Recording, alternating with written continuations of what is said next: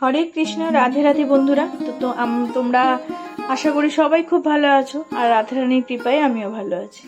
তো চলে এসেছি আজকে আরও একটা নতুন ভিডিও নিয়ে। তো আজকের ভিডিওর মূল বিষয় হলো, যেহেতু লোকনাথ বাবার পুজো, তো লোকনাথ বাবার পুজো হবে, তার সাথে আমার গোপাল সোনার সেবা তো রয়েইছে।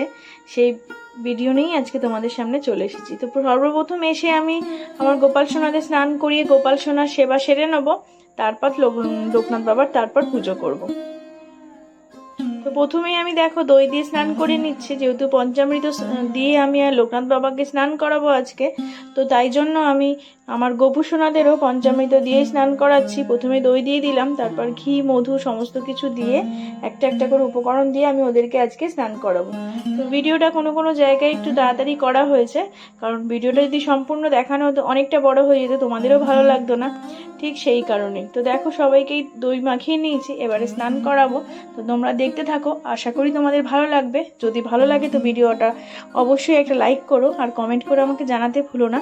আর যদি পারো তোমাদের আত্মীয় পরিজনদের মধ্যে অবশ্যই শেয়ার করো, যাতে আমার সোনা মিষ্টি গোপাল সোনাদের সবাই দেখতে পারে। তো দেখতে থাকো তোমরা।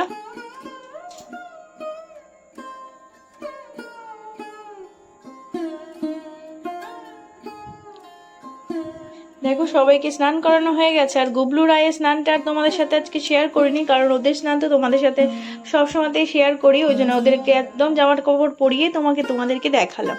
তো দেখো, যেহেতু লোকনাথ বাবার পুজো, আর লোকনাথ বাবার পুজোর আগে আমাদের শিব পুজো সেরে নিতে হবে, তো ওই জন্য শিব ঠাকুরকেও আমি স্নান পাত্রে নামিয়ে নিয়েছি। একইভাবে দই, ঘি, মধু সমস্ত কিছু আলাদা আলাদা দিয়ে আমি আগে শিব ঠাকুরকে স্নান করিয়ে তার পুজোটা সেরে নেবো, তারপর করব লোকনাথ বাবার পুজো।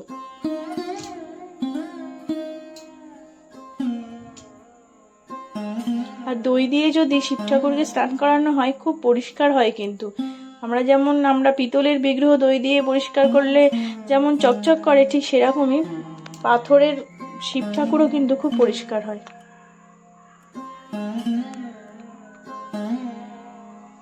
তো দেখো ফুল মালা সমস্ত কিছু দিয়ে সাজিয়ে নিয়েছি, তোমাদেরকে সমস্তটা দেখাতে পারিনি, কারণ সেই দিন আমাদের এখানে কারেন্ট চলে গিয়েছিল, বেশ আধ ঘন্টা মতন কারেন্ট ছিল না। তখন আমি আমার শিব ঠাকুরের পুজো, আমার গোপাল সোনাদের সেবা সেরে নিয়েছি, ফুল মালা পরিয়ে নিয়েছি। তো এবার স্নান করাবো আমি আমার লোকনাথ বাবাকে।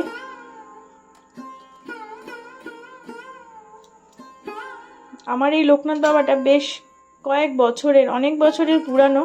এই লোকনাথ বাবাটা আমাকে আমার বড় মামা দিয়েছিল, যে বড় মামা আজকে আমাদের মধ্যে নেই আর কি, উনি মারা গেছেন।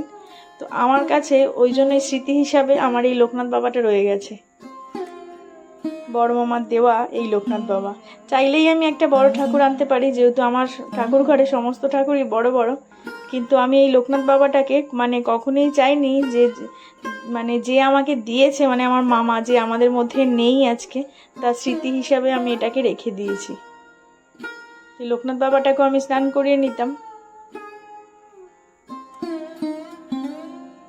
অনেক দিনের পুরানো বলে একটু ঠাকুরের মুখটুকগুলো একটু কালো কালো হয়ে গেছে। তো পারলে অবশ্যই আমারও ইচ্ছা আছে যে লোকনাথ বাবাকে আমি একটু অঙ্গরাগ করিয়ে নেব, দেখা যাক কি হয়। তো তোমরা দেখতে থাকো।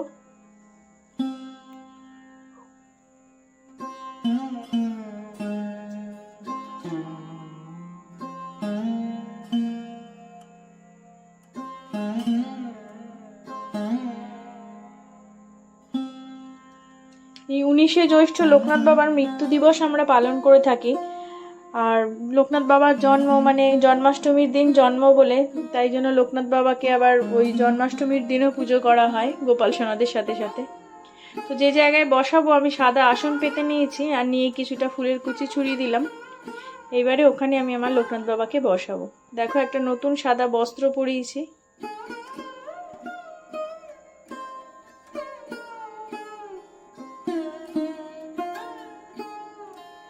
প্রথমে একটা পৈতে পরিয়ে নিলাম।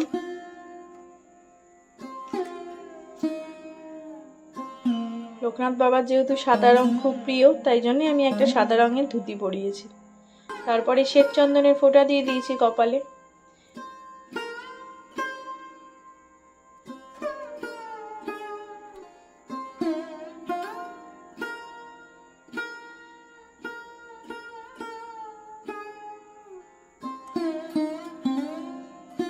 একটা বেলি ফুলের মালা পরিয়ে নিলাম সাদা।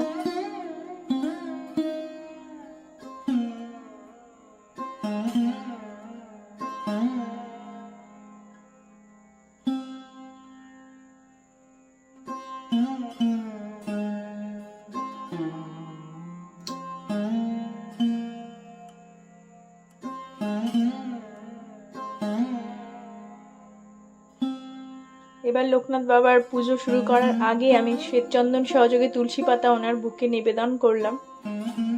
আমি সেরমভাবে কোনো মন্ত্র জানি না, তবে ভক্তি দিয়ে পুজো করি, আর আমার মনে হয় ভক্তি দিয়ে পুজো করলে মনের ভক্তিতেই সমস্ত পুজোটাই সম্পন্ন করা যায়।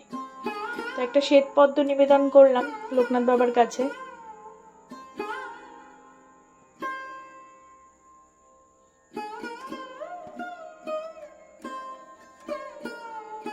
আর লোকনাথ বাবার প্রিয় গোলাপ ফুল, যেটা আমি লোকনাথ বাবার কাছে নিবেদন করে দিলাম।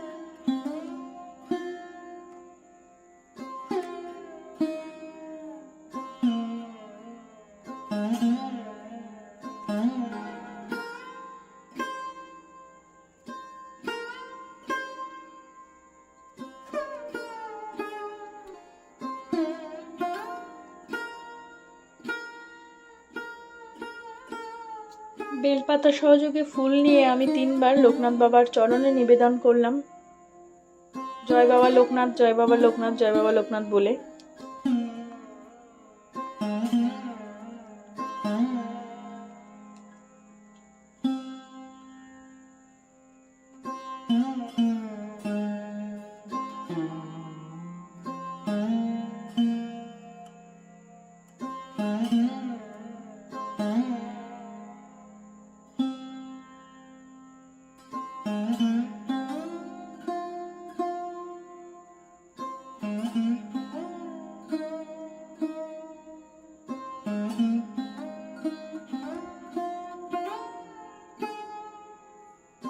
তারপরে একটু ফুল আমি লোকনাথ বাবার পাশে, মানে সিংহাসনের পাশে আর কি ছড়িয়ে, মানে সাজিয়ে দিলাম।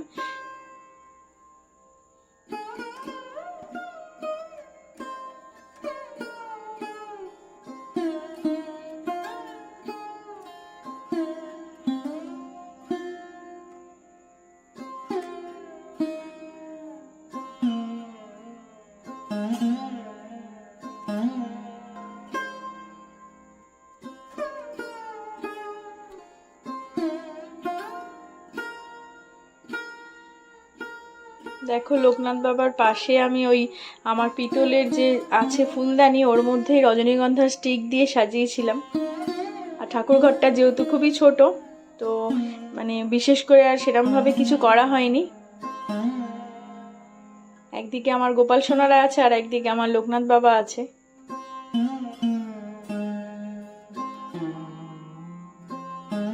আর দেখো এই সাদা গোলাপটা আজকে আমার গাছেই ফুটেছিল, তো সেই গোলাপটাও আমি লোকনাথ বাবাকে আমি নিবেদন করলাম।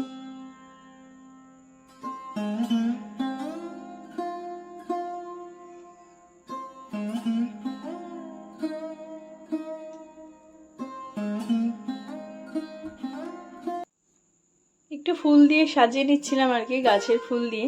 তো এবার সকালের ভোগটা আমি নিবেদন করে দেবো। সকালের ভোগে দিয়েছিলাম মাখন আর মিছরি। লোকনাথ বাবার মাখন মিছরি খুবই প্রিয়, তাই সকালের ভোগে আমি মাখন মিছরি দিয়েছিলাম। গোপাল সোনাদেরও সেবায় দেওয়া হয়ে গেছে, কিন্তু কারেন্ট চলে যাওয়ার জন্য তোমাদেরকে সেই ভিডিওটা আমি দেখাতে পারিনি। তো সকালের ভোগে দিয়েছিলাম মাখন মিছরি, অবশ্যই তুলসী পাতা সহযোগে দিয়েছিলাম।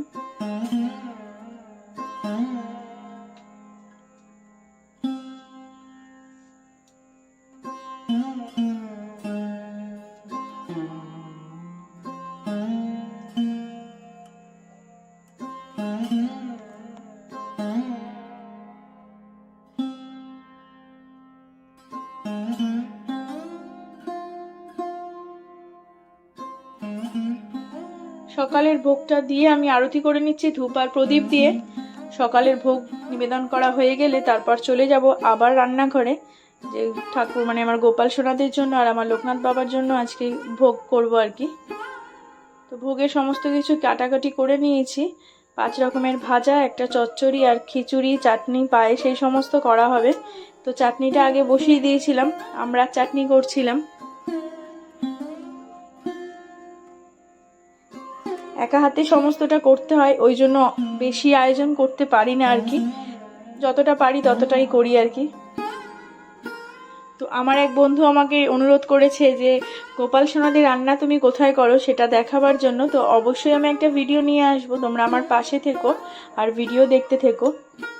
যে আমি গোপাল সোনাদের রান্না কোথায় করি বা আমার ঠাকুর ঘরটাই বা কতটা বড়, সেটাও তোমাদেরকে সমস্ত কিছু ভিডিওর মাধ্যমে দেখাবো। তো দেখো আমি ডালটা সিদ্ধ করে নিয়েছিলাম আগেই খিচুড়ি করার জন্য, আর এই যে জল বসিয়ে দিয়েছি ওতে। আর তোমাদেরকে রান্নার ভিডিওটা দেখাতে পারিনি, মানে সব ঘেটে যাচ্ছিল আর কি, পারছিলাম না একা হাতে সমস্ত কিছু করতে। তো দেখো এবার আমি আমার গোপাল সোনা আর আমার লোকনাথ বাবাকে ভোগ নিবেদন করব, আরতি করব। তোমরা দেখতে থাকো, আশা করি তোমাদের ভালো লাগবে।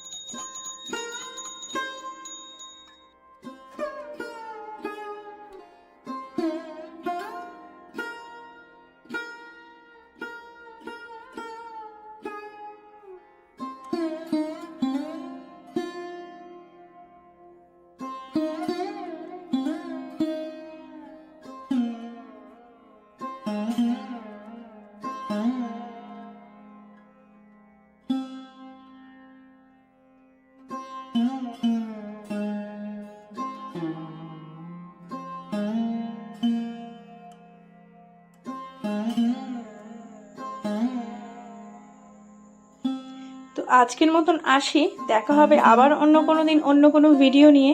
যদি ভিডিওটা ভালো লেগে থাকে তো অবশ্যই লাইক কমেন্ট শেয়ার করতে ভুলো না। হরে কৃষ্ণ, রাধে রাধে।